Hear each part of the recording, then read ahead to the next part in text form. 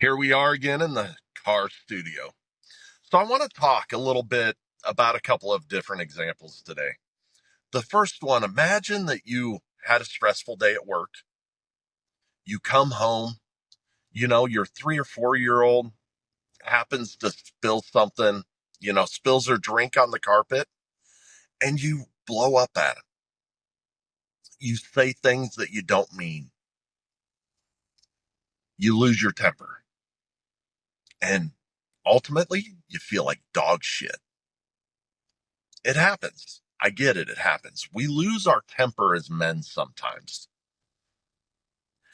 But something that I find fascinating after really being able to control my own emotions is how men seem to think it's all right to teach their children how to treat other men like shit. All right. And I'm going to go into some of those examples today. But moreover, what I want to get out of this episode today is why it's so important to control our emotions as men, why it's important to model these behaviors for our children, and really just explore that further today.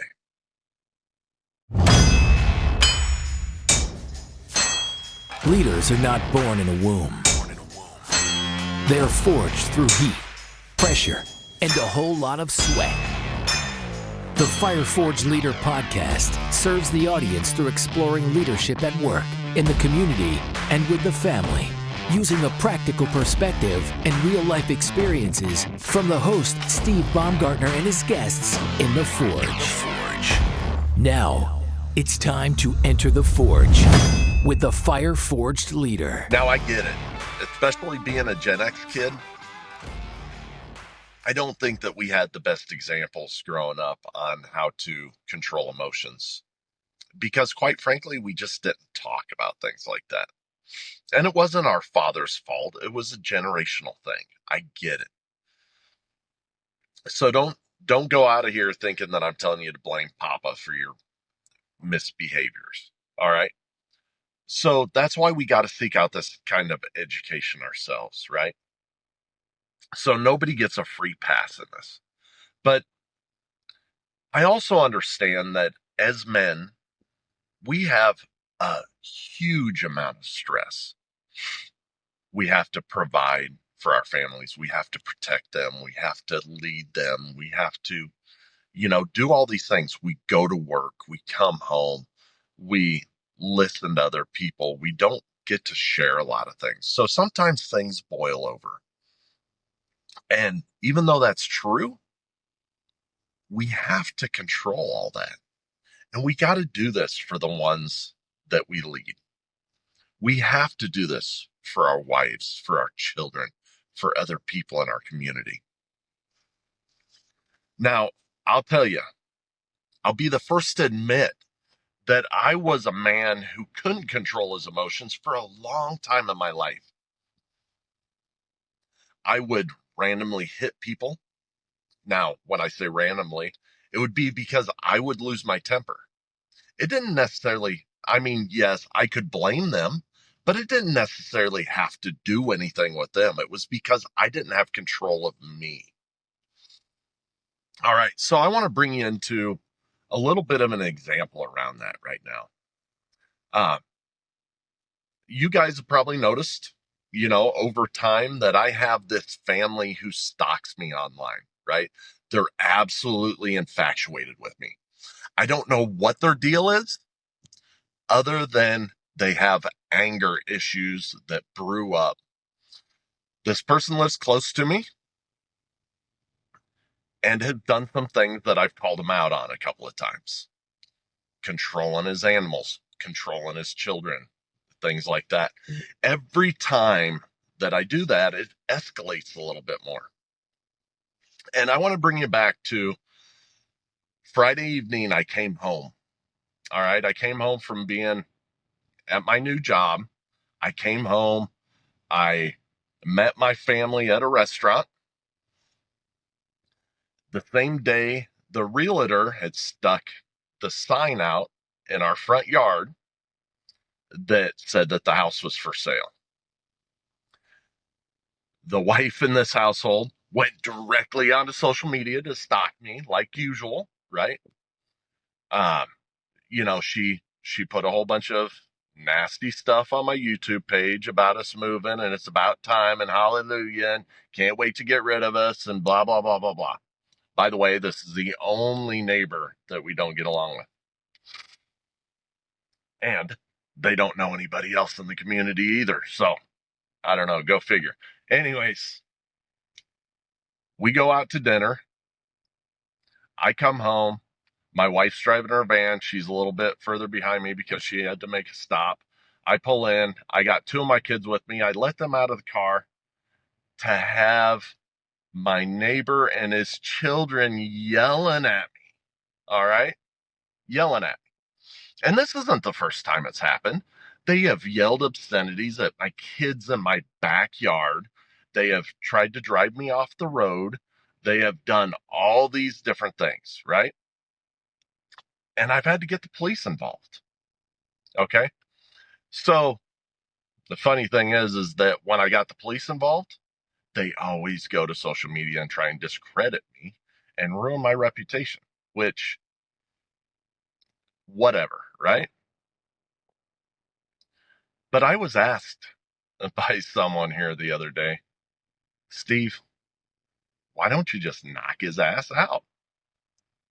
And my answer is very simple. The answer is because that's not what I want to teach my kids. All right. Words cannot hurt me unless I allow them to hurt. Him yelling at me doesn't get me unless I allow it. And that's what I want to teach my kids. Now, if he comes into my house trying to do me or one of mine harm, absolutely. Absolutely. There's not going to be any contest at that point. Am I afraid of this guy? Hell no. This guy's a little toothpick, um, pot belly pig, sort of looking guy, right? I mean, let's be honest here. He is not someone that I'm threatened by. He's loud and boisterous and cannot control his anger, right? And after training martial arts, right? After training jujitsu for the last couple of years, I've really understood something about men. You know, back when I used to do some fighting, when I used to do some bouncing, I always I always thought that I was the toughest guy on the block, right? I used to think that I was just as strong as nails. And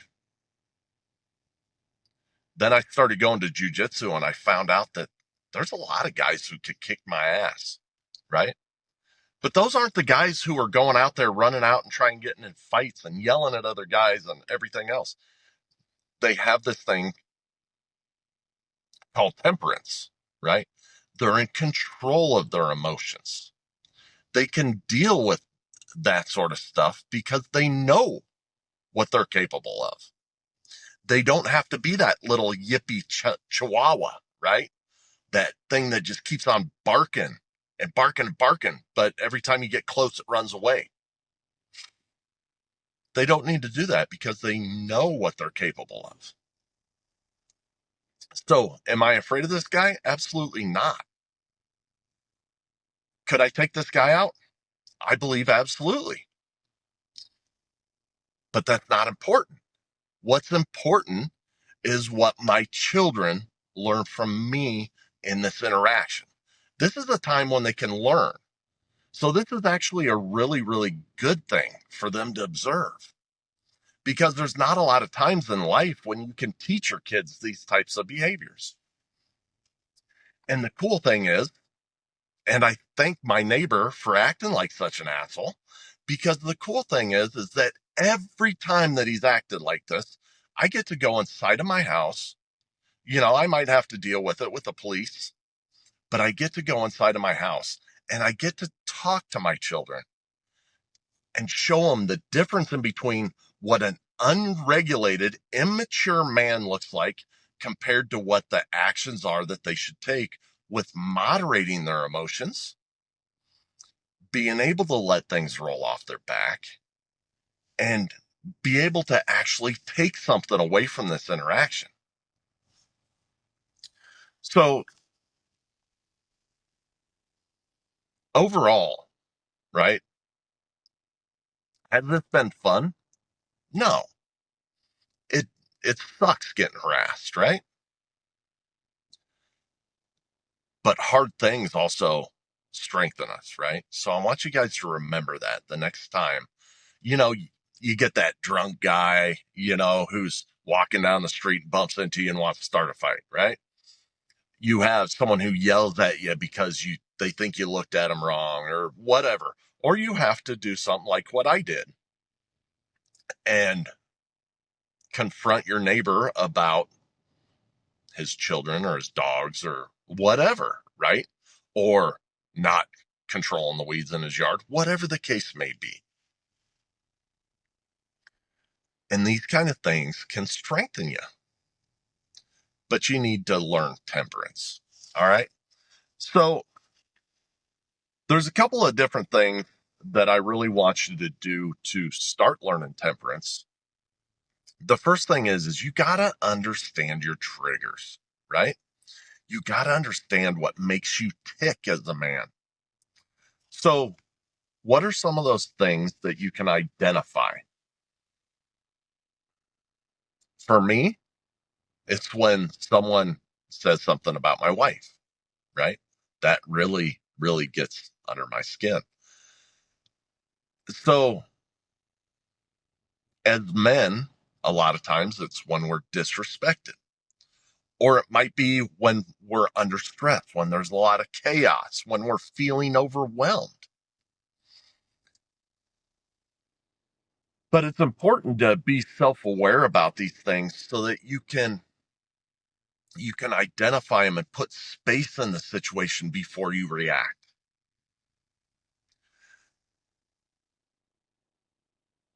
So I also want you to practice staying calm. I talked about creating space.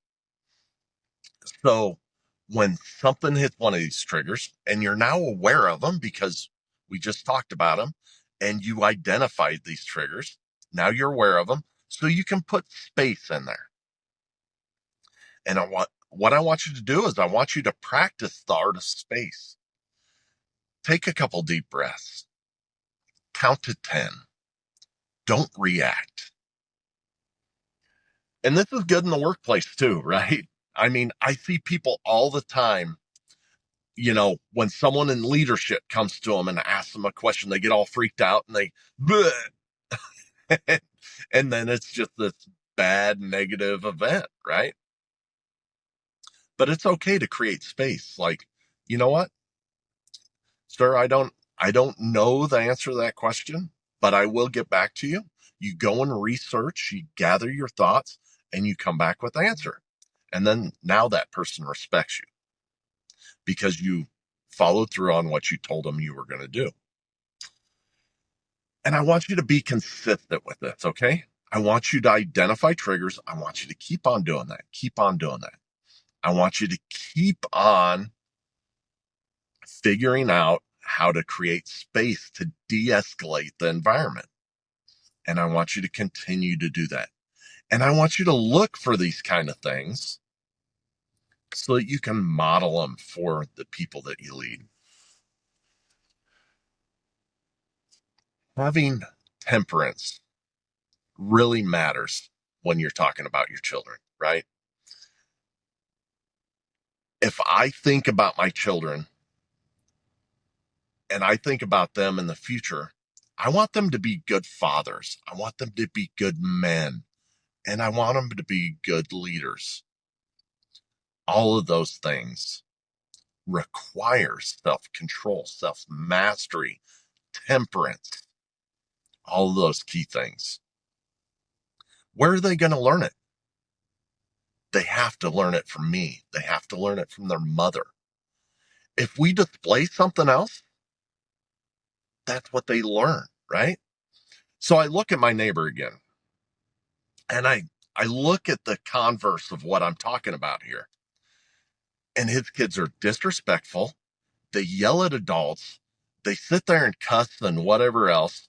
I saw his youngest on the trampoline with another boy the other day sitting there watching pornography.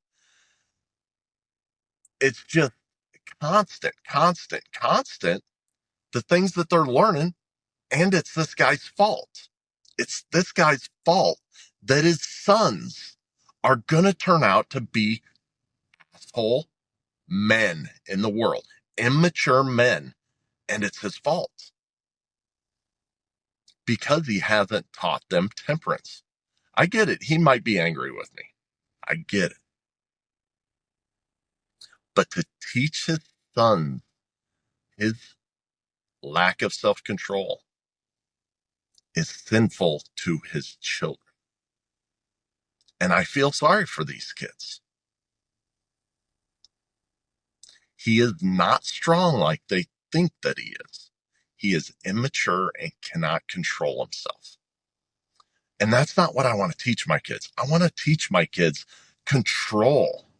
I want to teach them how to be stronger than words, how to be stronger than things people say. I also want them to know how to defend themselves. And we also learn that. We learn that at the gym. We learn that at home. They learn how to shoot. All of those things. So anyways, I've rambled on here long enough, but teach your kids right.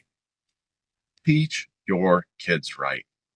You know, we talk about vision a lot here. We talk about vision. And I talk about personal vision, but also put into your vision what you want your children to turn out like. Have a vision of their future. You're not in control of it, but you definitely influence. Model the behaviors you want those future men and women to have. When you do that, 9 times out of 10, those children will have those same behaviors when they become adults because they are learned behaviors. And if they don't,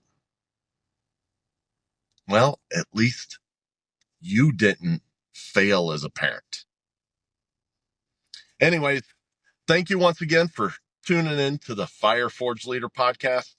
As always, if you appreciate this episode, hit that subscribe button, share this out to your network, and of course, leave me a rating and review. Guys, go out there and teach your kids well and keep forging your path with purpose and passion.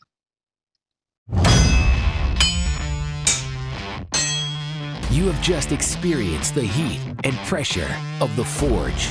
Remember, words without action are meaningless. Now, after the heat of the forge, shape your thoughts, quench your brain, then put your new tools to use, adding to your leadership. Tune in next week for more lessons from the forge.